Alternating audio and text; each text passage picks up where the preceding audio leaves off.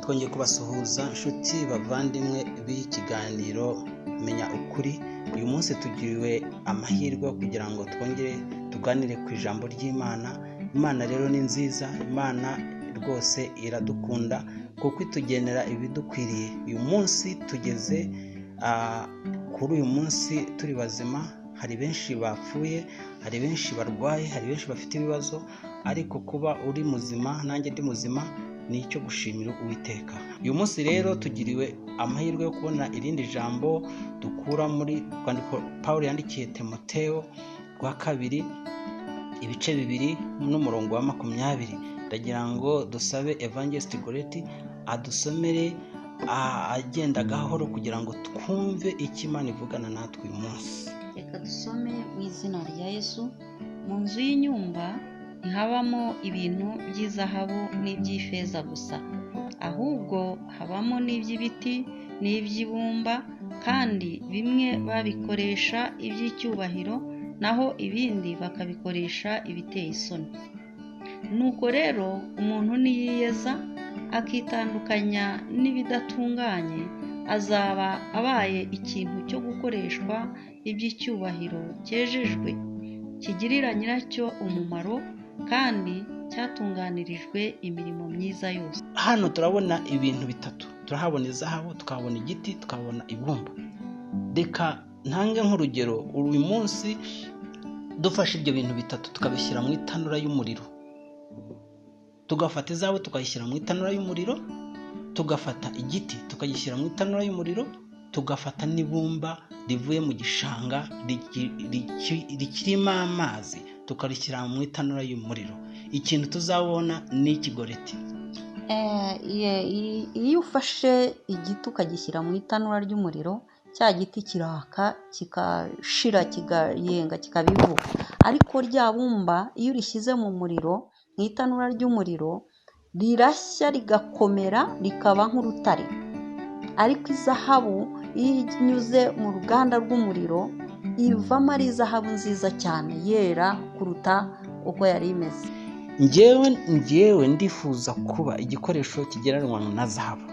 Nanjye rwose ndifuza kuba igikoresho gikozwe nka zahabu, kubera yuko tubonye yuko ibyo bintu bitatu iyo bishyize mu itanura, hariho igikongoka kigashiraho kigahinduka ivu. Hariho iryo bumba, aho kugira ngo rikomeze ryorohe ahubwo riragagara. Abantu bameze nk'ibumba ni ba bandi bahura n'ibibazo, aho kugira ngo bahinduke begera Imana cyane, ahubwo bakarushaho kwinangira, bakarushaho gukomerera mu byaha. Aho kugira ngo bakomere bashaka Imana bayegera, ahubwo bakomerera mu bibi, bakinangira cyane, umutima ukamera nk'urutare, bakora ibyangwa n'Uwiteka. Pastor, reka aba bantu dufate urugero ku bakristo bari mu itorero. Izi ngero tubonye uko ari eshatu, igiti, zahabu n'ibumba, ndabigereranya n'abakristo b'ubwoko butatu baboneka mu itorero.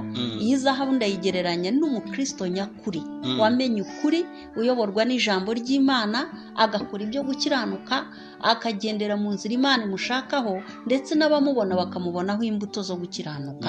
Hanyuma uyu mukristo ngereranya n'iki gikoresho cy'igiti ni wa mukristo uba mu itorero, ariko ibibazo byaza aho yakwegereye Imana ngo ayiture ibibazo bye byose, akajya kure y'Imana, ahubwo akajya gushakira hehe ibisubizo mu isi, akagerageza kwicira inzira, akagerageza gukora ibinyuranye n'ubushake bw'Imana.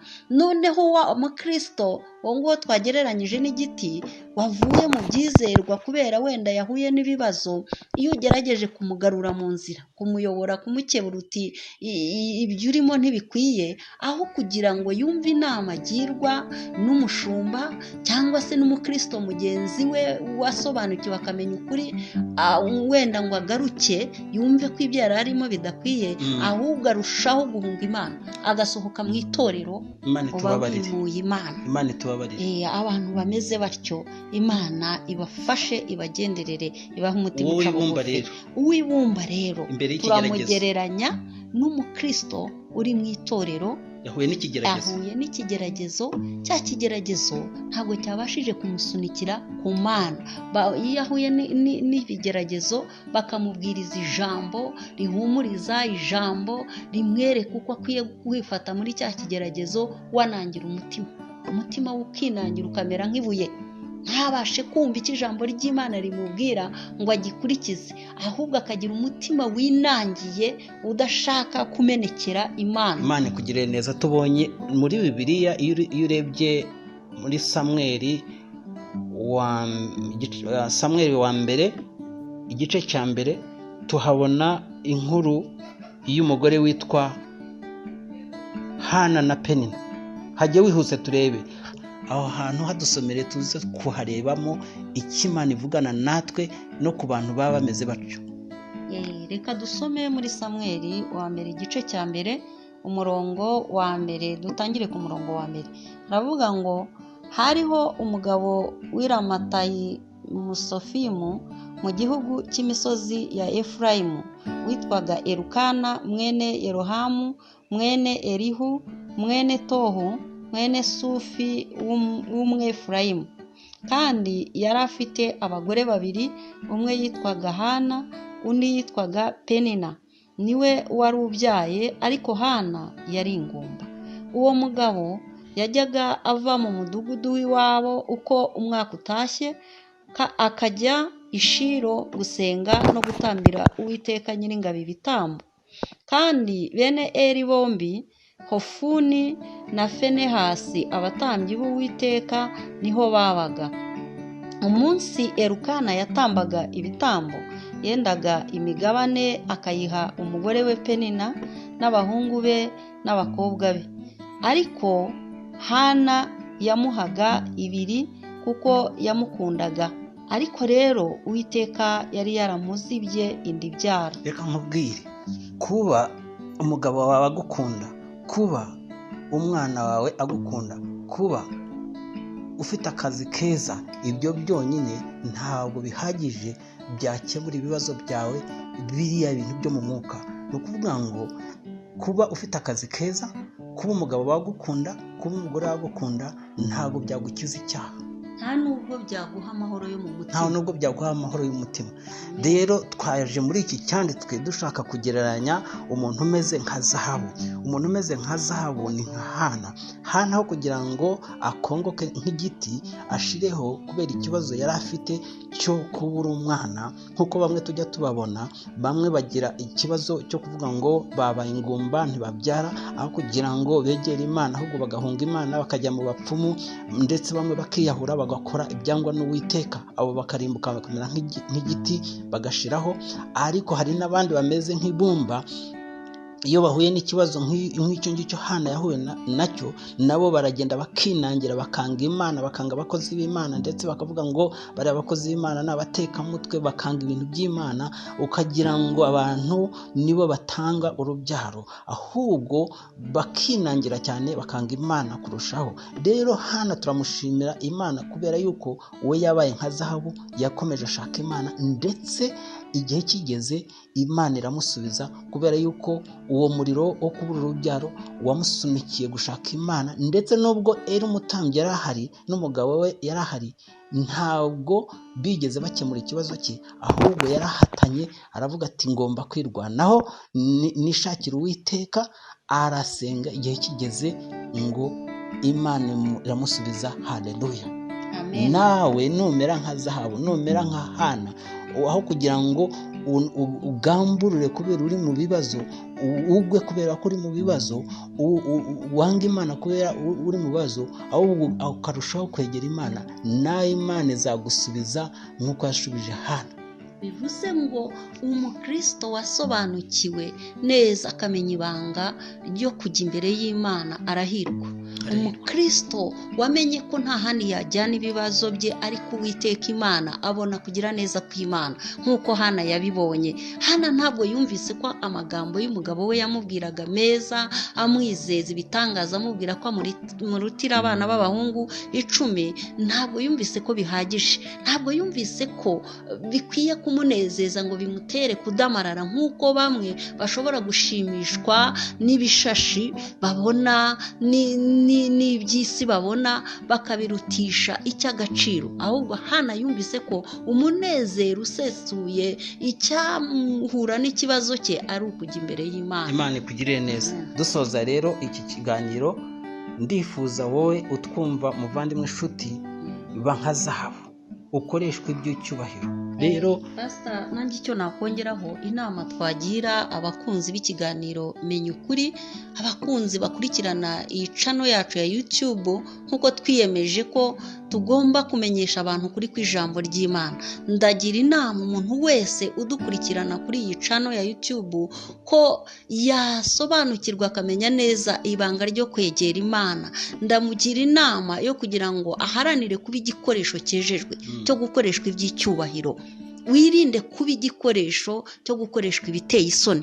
Twabonye ko umuntu ugereranwa n'igikoresho gikoreshwa ibiteye isoni ari wa muntu tugereranya na cya gikoresho cy'igiti ndetse n'ikibumba. Ariko umuntu wese utwumva yifuze kuba igikoresho kimeze nka zahabu, gikoreshwa iby'icyubahiro, kigirira nyiracyo umumaro, cyaremewe gukora imirimo myiza. Uharanire gukora imirimo myiza muri Kristo Yesu, kuko nicyo waremewe, wo kuba igikoresho cyo gukoreshwa ibiteye isoni. Ariko ndashaka kukubaza, kuko turimo kwiga, hari benshi bashobora kuba bakwifuza kukubaza, ariko kubera yuko hano tuba turi kuri YouTube channel, ntabwo ari radio ngo wenda bakubaza ukabasubiza. Njyewe mpagarariye abo ngabo bakubaza.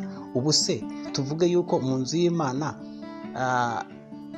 hari abantu bameze nk'ibumba, bameze nk'igiti cyane? Barahari cyane, barahari abakristo bameze gutyo mu nzu y'Imana, barahari bameze batyo. Twagereranya na biriya bikoresho, kiriya gikoresho cy'igiti n'ikibumba kitabasha kugirira nyiracyo umumaro. Ushatse kuvuga iki? Wa mukristo wicara mu itorero gusa ntagire icyo amara, ahubwo akaba ari wa muntu ushaka we ko bamuha, agashaka kwakira, ariko we ntagire icyo yamarira abandi. Iyo mvuga kwakira, munyumve neza abadukurikiye, abenshi iyo uvuze kwakira cyangwa gutanga, abantu bumvira mu mafaranga, nubwo nayo mu nzu y'Imana akora.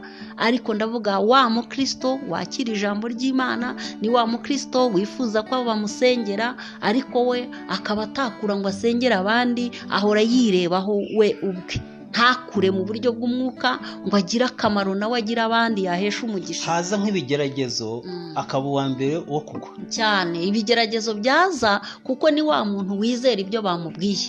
Niba umuhanuzi amuhanuriye ati ugiye kugera gutya, ati Imana igiye kukugirira neza, ugiye kugira imodoka, akibaza ko iyo modoka iri buze uwo munsi cyangwa izaza ejo, agategereza umunsi umwe, 2, ukwezi kwashira, ati tu ba bantu ni abanyabinyoma. Pasitori yamubwiye ati Imana igira neza, izakugirira itya niwizera Imana. Yahura n'akabazo ati tu ko nahuye n'ibigeragezo, agatangira ati ba bandi n'abatekamutwe. Ndagira ngo rero usengere aba bantu bameze nk'ibumba, abo bantu bameze nk'ibiti, kugira ngo Imana ibatabare nabo bagere ku rwego rwo kuba nka zahabu. Noneho dusoze. Uwiteka Mana yacu, turagushimye nyaguhora ku ngoma ubw'ubutumwa bwiza utunyujijemo. Mana isumba byose, nsengeye abantu bose badukurikiye kuri iyi channel ya YouTube. Ndagusaba kugira ngo Mana isumba byose ugenderera abo bantu bameze nka biriya bikoresho twabonye by'ibiti n'iby'ibumba bikoreshwa ibiteye isoni. Ndagusaba kugira ngo ubahindurire kuba ibikoresho bizima byo gukoreshwa iby'icyubahiro. Ubereze kugira ngo babe ibikoresho byo gukoreshwa iby'icyubahiro mu izina rya Yesu. Uwiteka Imana ikomeye, ubakureho gupfapfana kose mu izina rya Yesu. Reka Mwami bamenye ukuri kw'ijambo ryawe. Reka Mwami Imana bamenye ubushake bwawe kandi babashe kubugenderamo, bagendere mu byo ushaka, bakore ibishimwa nawe kuko nicyo wabaremeye. Mu izina rya Kristo Yesu ubakureho kutanyagwara ku ngoma data wera gupapana kose babe abakristo bazima ndetse n'abatakuzi bakumenye bamenye guhitamo neza nk'uko Hana yahisemo akamenya ukuri akamenya ko nta handi yatabarirwa ari imbere yawe. Nabo nibazajya bahura n'ibibazo bajye bamenya ko nta handi baruhukira nta handi basubirizwa uretse gushaka mu maso hawe kandi bagakora ibishimwa nawe. Mana isumba byose genderera abo bantu bameze batyo mu izina rya Yesu, amen.